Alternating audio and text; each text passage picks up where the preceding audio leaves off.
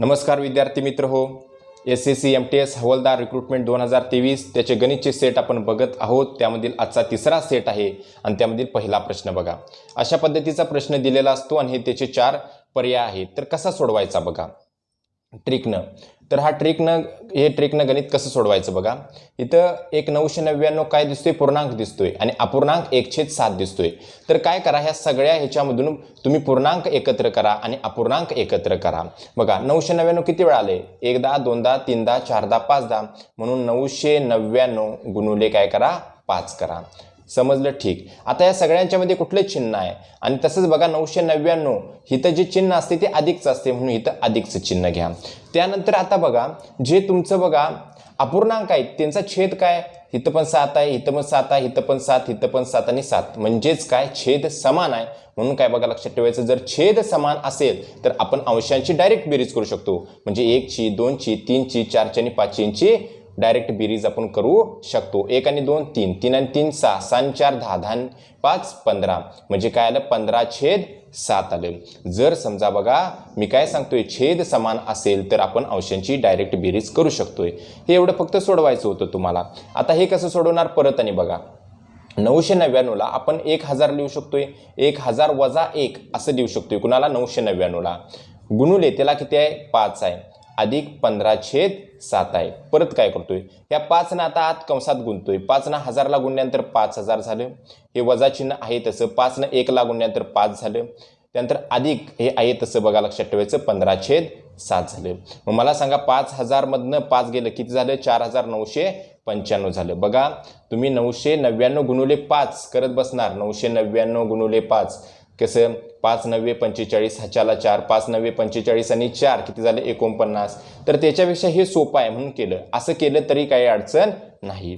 त्यानंतर आता बघा 15/7, 15/7 ला मी काय करतोय बघा 7 1 7, 7 2 14, म्हणजे काय बघा 2 न पूर्ण भाग जातोय आणि उरतंय किती 1/7, उरते किती 1/7।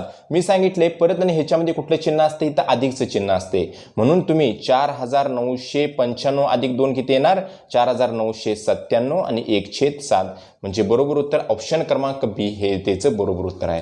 कशा पद्धतीनं सोडवले ते पूर्णपणे बघा। हा एक सोपा प्रश्न विचारला जातोय, खरं हिथं भरपूर विद्यार्थ्यांचं काय होते कन्फ्युजन होते, ते करून घ्यायचं नाही।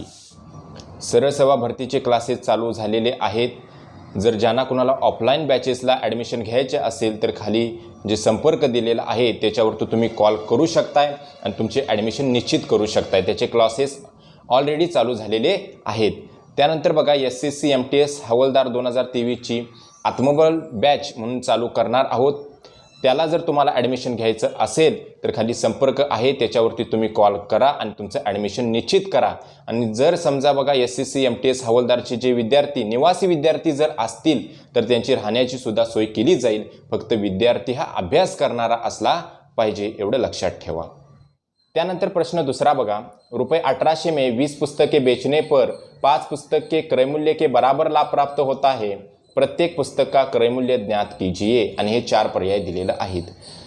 बघा त्यापूर्वी मी एक सांगतो, तुम्ही म्हणाल की SSC MTS हवालदारचे जे पेपर आहे ऑनलाईन पेपर मराठीमध्ये सुद्धा देता येऊ शकतं, कारण हे नवीन आता सांगितलेलं आहे, हे मराठीमध्ये सुद्धा देता येते। हां मराठीमध्ये पण देता येते, खरे तुमचे प्रश्न आहेत ते हिंदीमधून का, कारण SSC MTS हवालदार ह्याची जी भरती मागील जी भरती होती ती हिंदीमधून पेपर होते, त्याचं जे मटेरियल अवेलेबल आहे ते हिंदीमधून अवेलेबल आहे जास्तीत जास्त। त्यामुळं जरी हिंदीमधून प्रश्न असला तर तो मराठीमध्ये चांगल्या रीतीने बघा इथं समजावून दिला जाईल, काहीच अडचण येणार नाही, एवढं लक्षात ठेवा। मग तो बघा तुम्ही जर मराठी भाषा निवडली असेल तरी काही प्रॉब्लेम नाही, तुम्ही हिंदी भाषा निवडली असेल तरी काही प्रॉब्लेम नाही, बघा ह्याची गॅरंटी मी देतो तुम्हाला। तर हे जे सर्व प्रश्न आहेत ना ते मागील वर्षाचे प्रश्न आहेत, मग तुम्हाला प्रश्न इथं मराठीमधून सुद्धा येतील आणि हिंदीमधून सुद्धा येतील, फक्त तुमचा अभ्यास झाला पाहिजे, एवढं लक्षात ठेवा। तर आता काय म्हटलंय बघा, इथं काय म्हटले लाभ प्राप्त होत आहे असं म्हटले। लाभ, ज्यावेळी लाभ प्राप्त होत आहे, लाभ म्हणजे काय असतोय, लाभ म्हणजे नफा असतोय, म्हणजे समजा ह्या गोष्टीमध्ये त्याला नफा झाला आहे। नफा म्हणजे काय असते तर विक्री किंमत वजा काय असते खरेदी किंमत असते। आता काय म्हटले 1800 में 20 पुस्तके बेचने पर, म्हणजे 20 पुस्तकं विकलेली आहेत, 20 पुस्तकांची विक्री किंमत झालेली आहे। किती पुस्तकांची 20 पुस्तकांची। मला सांगा 20 पुस्तकं जर विकली असतील तर त्याच्यासाठी 20 पुस्तकं खरेदीसुद्धा केली पाहिजे. म्हणजे खरेदी किमतीच्या जागी तुमची 20 पुस्तकांची काय येणार, खरेदी किंमत येणार आहे. मग मला सांगा या 20 पुस्तकांची जी खरेदी किंमत आहे किती म्हटलंय, 1800 रुपये. 1800 रुपये म्हणले की नाही, 1800 रुपयाला 20 पुस्तके बेचणे पर. मग मला सांगा 20 पुस्तकांची विक्री किंमत किती आली, 1800 रुपये मायनस 20 पुस्तकांची खरेदी किंमत काय दिलेली नाही म्हणून आहे तसं ठेवलं. मला सांगा जो नफा होतोय काय म्हणते, पुस्तके बेचने पर 5 पुस्तके क्रय मूल्य के बराबर लाभ प्राप्त होता है. म्हणजे 5 पुस्तकांची जी विक्री सॉरी 5 पुस्तकांची जी खरेदी किंमत आहे ना तिच्या एवढा काय होतोय, नफा प्राप्त होतोय, लाभ प्राप्त होतोय. क्रयमूल्य म्हणजेच खरेदी किंमत. म्हणजेच नफ्याच्या जागी तुम्ही काय लिखणार, 5 पुस्तकांची खरेदी किंमत एवढा नफा होतोय. झालं. हे तर फक्त तुम्हाला सोडवायचं होतं. 20 पुस्तकांची खरेदी किंमत इकडे घ्या. म्हणजेच काय बघा, 5 पुस्तकांची खरेदी किंमत हे वजा होतं, इकडे येऊन अधिक झालं. 20 पुस्तकांची खरेदी किंमत बरोबर काय झालं, 1800. मग मला सांगा 5 पुस्तकांची खरेदी किंमत अधिक 20 पुस्तकांची खरेदी किंमत किती होणार, 25 पुस्तकांची खरेदी किंमत बरोबर काय बघा लक्षात ठेवायचं, 1800. आणि मी काय करतोय, हे खरेदी किंमत आहे तिथं ठेवतोय, हे 25 इकडे गुणाकारात आहे, इकडून भागाकारात. म्हणजेच काय झालं, 1800 भागिले काय झालं, 25 झालं.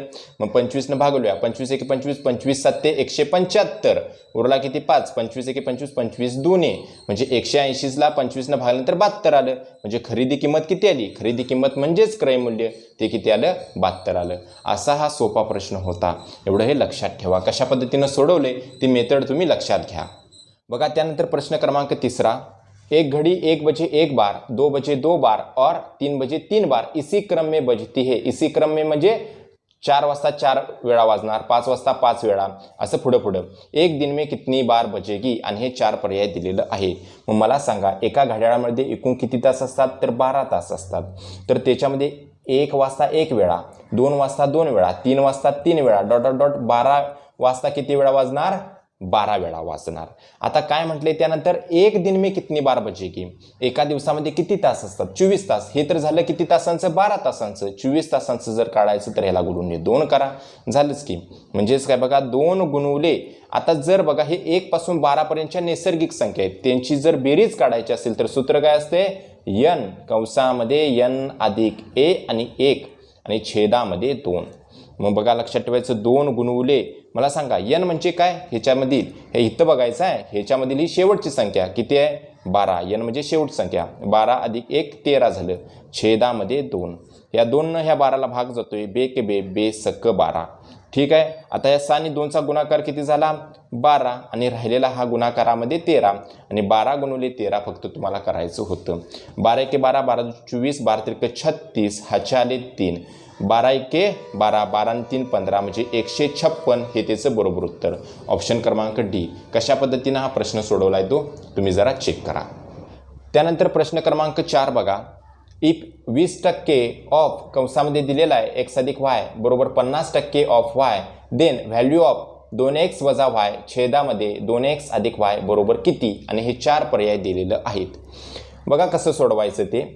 20% ऑफचा अर्थ काय असतोय, गुणाकार असतोय, कंसामध्ये x अधिक y बरोबर 50%, ऑफ म्हणजेच काय, गुणाकार बरोबर y. बघा मी तुम्हाला सांगतोय, ऑफ जर असेल किंवा का असेल किंवा चा असेल, बघा ऑफ हे इंग्लिशमधून असते, का हे हिंदीमध्ये असते, चा हे मराठीमध्ये असते, त्या सर्वांचा अर्थ काय असतोय, गुणाकार. एवढं लक्षात ठेवा. हे तर बघा तेच केलेलं आहे. आता मी काय करतोय, हे टक्क्याला हे टक्के इकडं निघून गेलं, ह्या टक्क्याला हे टक्के काय गेलं, निघून गेलं. ह्या झिरोला हे झिरो निघून गेला, म्हणजे राहिलं फक्त हे. ह्या 2 इकडं आत गुणूया, म्हणजे 2x अधिक 2y. बघा 2 x ला गुणलं 2x झालं, 2 y ला गुणलं 2y झालं बरोबर, 5 y ला गुणलं इथं आहे ते 5y. आता y च्या टर्म एकत्र घेऊया, म्हणजे 2x बरोबर 5y वजा 2y. हे 2y इकडे अधिक होतं, इकडून वजा झालं. 2x बरोबर 5y मधून 2y गेलं, राहिलं 3y. आता काय करतोय, x आणि y च्या टर्म एकत्र घेऊया, x हे y इकडे गुणाकारामध्ये आहे, इकडे येऊन भागाकार होणार, आणि 3/2 होणार. 2 इकडे गुणाकार होत होतं, इकडे येऊन भागाकारात. म्हणजे x ची किंमत आली 3 आणि y ची किंमत किती आली 2. एवढं लक्षात ठेवा. हे फक्त इथं पुट करा, म्हणजेच काय बघा, 2 x ची किंमत किती आलेली आहे 3 करा, वजा y ची किंमत आली 2 2 गुणुले 3 अधिक 2, 3 दुनी 6, 6 मधनं 2 गेलं की उरलं किती 4, 3 दुनी 6, 6 ने 2 किती झालं 8, 4 एके 4, 4 दुनी 8 म्हणजे 1/2. ऑप्शन क्रमांक डी हे त्याचं बरोबर उत्तर आहे. कशा पद्धतीनं हा प्रश्न सोडवला आहे तू बघा. आता काही विद्यार्थ्यांना काय बघा मी इथं कसं केलं ते समजलं नसेल की बघा 20% बरोबर इथं 50 बघा टक्के होते. मी अनेकदा सांगतो बरोबर चिन्ह असेल आणि इकडं गुणाकार असेल आणि इकडं सुद्धा गुणाकार असेल, इकडे जर समान टर्म असतील आणि इकडे सुद्धा समान टर्म असतील तर तुम्ही डायरेक्ट घालवू शकताय. म्हणजे इथं टक्के आणि इकडे टक्के समान समान आहे की नाही, डायरेक्ट घालवा. कारण का बरोबर चिन्ह आहे आणि इकडे गुणाकार आहे आणि इकडे सुद्धा गुणाकार आहे, एवढं लक्षात ठेवा. इथं 0 ही समान आहे, इथं सुद्धा 0 समान आहे, घालून टाका. अरे होते काय, सिम्पली सांगतो 20% झालं आणि इथं बघा 50% झालं. तुम्ही काय करणार शेवटी, समजा हा 20% आहे, समजा इकडे गेला ह्या बाजूला, कुठं बरोबर चिन्हाच्या ह्या बाजूला गेला, तर होणार काय x अधिक y बरोबर 50% भागाकारामध्ये म्हणजे छेदामध्ये 20% येणार आणि गुणुले वाय आहे तसा. मला सांगा या टक्केला टक्के निघून गेलं, झिरोला झिरो निघून गेलं, म्हणजे तेच येते का नाही मला सांगा. म्हणून तसं तुम्ही डायरेक्ट घालवू शकताय, एवढं लक्षात ठेवा. त्यानंतर 5वं गणित बघा. 3 घंटे 1 दिन का कितना प्रतिशत है, आणि हे 4 पर्याय तुम्हाला दिलेलं आहेत. काय म्हटले, 3 घंटे म्हणजे 3 तास कुणाच्या 1 दिवसाच्या, ते खाली घ्यायचं 1 दिन. बघा ज्याला का लावलेला आहे ना ते छेदाला घ्यायचं, कळालं. 3 घंटे हे अंशाला घेतलं, 1 दिन का त्याला ज्याला का लावले ते कशाला घेतलं, छेदाला घेतलं. कितना प्रतिशत, जर प्रतिशत काढायचं असेल तर गुणुले 100 करायचं. समजलं, एवढं करायचं. आता 3 घंटे म्हणजे 3 तास, छेदामध्ये 1 दिन दिलंय, 1 दिवस म्हणजे किती तास असतात तर 24 तास, म्हणून छेदामध्ये 24 गुणुले 100 हे फक्त सोडवायचं होतं. झालं बघा. 3 एके 3, 3 आठे 24 म्हणजे 1/8 गुणुले बघा 100. आता 1/8 गुणुले 100 हे मला डायरेक्ट पाठच आहे. कसं पाठ आहे तर याचं उत्तर येते 12.5% किंवा 12/1/2% असं सुद्धा चालते. म्हणजे ऑप्शन क्रमांक ए हेचं बरोबर उत्तर आहे. बघा तुम्ही काढलं तरी चालतंय, तेवढंच उत्तर येते. आता हे लक्षात कसं ठेवलं बघा ते तुम्हाला सांगतो. आता ह्याच्यामध्ये काही गोष्टी 1/8चं टक्केमध्ये रूपांतर करायचं आहे. त्याच पद्धतीनं 3/8 त्याचं बघा किती टक्के होतात. त्याच पद्धतीनं 5/8 गुणुले 100 किती होते बघा. आणि त्यानंतर मी इथे देतोय 7/8 गुणुले काय करतोय 100 किती येते बघा. ह्याचं उत्तर 1/8 गुणुले 100 म्हणजे 1/8चं जर टक्केवारीमध्ये रूपांतर करायचं तर 12.5% येते.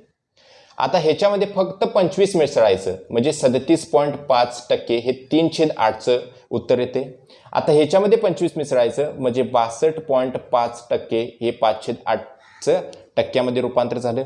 आणि ह्याच्यामध्ये 25 मिसळा म्हणजे मला वाटते 87.5% हे 7/8चं टक्क्यामध्ये रूपांतर झालं. बघा ह्या गोष्टी पाठ ठेवा. जर बघा 1/8चं जर तुम्हाला टक्क्यामध्ये रूपांतर म्हणजेच 1/8ला गुणुले 100 जर करायचं असेल तर 12.5% येते. 3/8चं टक्क्यामध्ये रूपांतर 37.5 येते. 5.8चं बघा टक्क्यामध्ये रूपांतर 62.5 येते आणि 7.8चं टक्क्यामध्ये रूपांतर 87.5 येते. बघा काय केले, ह्या 12.5 मध्ये 25 मिसळले, ह्याच्यामध्ये बघा 37.5 मध्ये 25 मिसळलं की हे आलं आणि ह्याच्यामध्ये 25 मिसळायचं येते काय 87.5. हे कशा पद्धतीने लक्षात ठेवले ते पण बघा. हा एक सोपा प्रश्न आहे. त्यानंतर प्रश्न क्रमांक 6 बघा.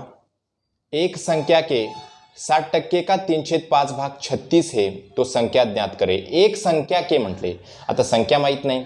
एक संख्या के 60% म्हणजे ह्या एक संख्याला मी x मानलं, त्या xचा 60% म्हणजे x गुणुले 60% का म्हणजे काय असते गुणाकार असते. 60% म्हणजे गुणुले 3/5 ते किती आहे तो भाग 36 आहे असं म्हटलंय म्हणजे बरोबर 36. काय म्हणते बघा, एक संख्या त्या संख्येला मी x मानलं, तिचा 60%, त्या संख्येचा 60% म्हणजे x गुणुले 60%. 60% का 3/5 का म्हणजे गुणाकार झालं, ह्याला काय बघा गुणुले 3/5 झालं, ते येतंय किती 36. तो भाग किती आहे 36 आहे, तो संख्या ज्ञात करे. एवढं फक्त तुम्हाला मांडायचं होतं. हे मांडाय आलं पाहिजे एवढं लक्षात ठेवा. त्यासाठी तुम्ही अशा पद्धतीच्या प्रश्नांचा सराव करा. बघा आता काय करायचं, x गुणुले 60% म्हणजे 60 भागिले 100 गुणुले 3/5 बरोबर बघा 36 झालं. आता करायचं काय, ह्या शून्याला हे शून्य निघून जातं. त्यानंतर आता मी काय करतोय बघा, x आहे तिथे ठेवतोय, बाकी साऱ्या संख्या इकडे टाकूया.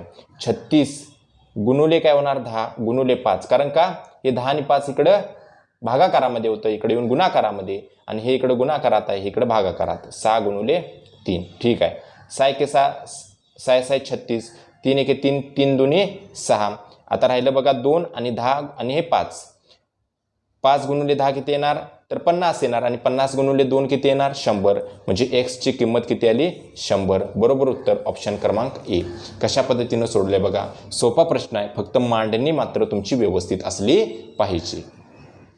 त्यानंतर प्रश्न क्रमांक 7 बघा, किसी परीक्षा में श्याम कमल से 40% कम अंक प्राप्त करता है, तो बताओ कमल श्याम से कितने % अधिक अंक प्राप्त करता है. आणि हे 4 पर्याय दिलेले आहेत. काय म्हटलं, एक परीक्षा आहे, त्याच्यामध्ये श्याम कमल से, कोणापेक्षा, कमलपेक्षा. कमलचं मार्क आपल्याला माहीत नाहीत, म्हणून कमलला समजा आपण त्याचं मार्क आहेत किती बघा, 100 एवढं मार्क आहेत. त्याच्यापेक्षा श्याम काय करतोय, 40% कम अंक प्राप्त करतोय. म्हणजे जर श्यामचं मार्क काढायचं असेल तर श्यामचं मार्क कसं करणार तुम्ही, या 100पेक्षा कमी 100 गुणुले काय बघा 40%, हे असं काढतात. एवढं लक्षात ठेवा. हे 100ला 100 निघून गेलं आणि 100मधनं 40 गेलं, म्हणजे श्यामला मिळालेले मार्क किती आहेत, 60 आहेत.